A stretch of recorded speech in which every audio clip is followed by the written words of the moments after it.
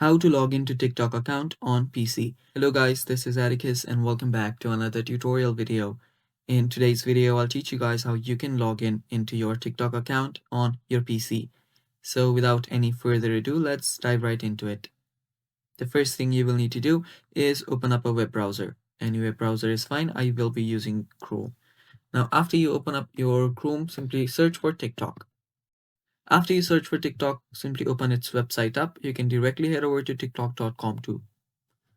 After you open up your TikTok, this is the interface you will face. So let us wait till it loads. So after the TikTok loads, what you'll need to do is head over to the login option that is on the top right corner. You can tap on login and you will be presented with different options to log in. You can either use your QR code, you can use your phone number, email, or username. You can continue with Facebook, or you can continue with Google, or there is also an option to continue with your Apple account. So whichever you want, you can head over there and use whichever is efficient for you and simply, yeah, follow through with it. So after you log in, you will notice that, yeah, you've basically logged into your account. You can now visit your profile, you can check it out, and yeah, that is basically all for the video too. Thanks for watching, stay tuned for more, and bye bye.